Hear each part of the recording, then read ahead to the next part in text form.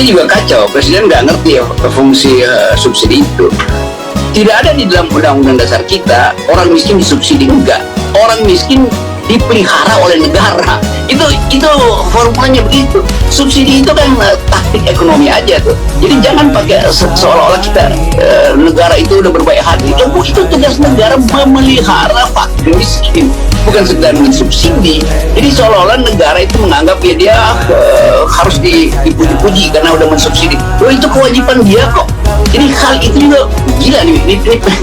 Ini hal mendasar dalam konstitusi. Presiden nggak paham, Mahkamah Konstitusi juga nggak paham itu. Jadi apa yang kita bisa pahami dari orang-orang yang kekurangan pengetahuan atau tadi kekurangan kapasitas sebetulnya dan berupaya untuk menyelewengkan.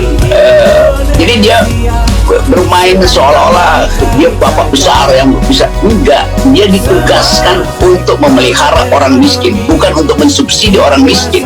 Itu lain nih fungsinya tuh. Nggak, kalau nggak bisa subsidi ya nggak perlu, enggak, apapun orang miskin itu harus dipelihara.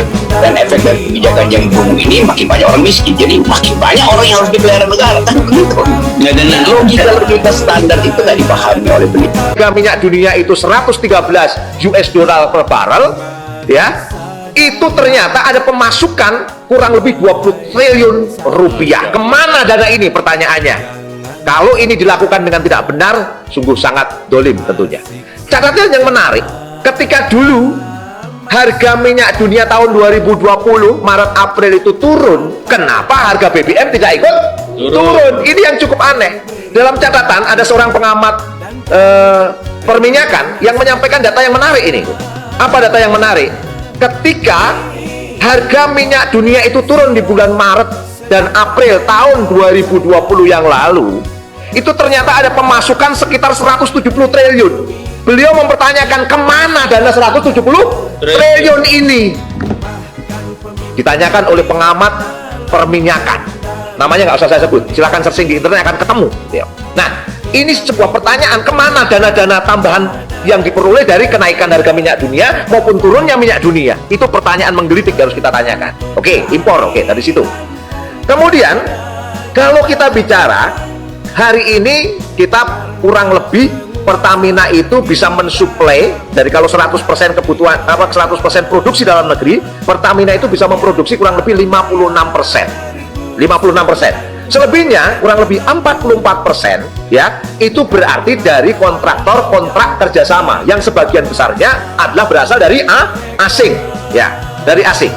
Anehnya ternyata harga Pertamina maupun harga kontraktor kontrak kerjasama dihitung juga dengan harga minyak internasional. Padahal harga produksinya itu hanya sekitar 19,71 US dollar per barrel. Kalau 19,71 atau 20 lah, anggap saja berdasarkan data SKK Migas, dijual dengan 113 US dollar per barrel, kacau tidak ini kira-kira?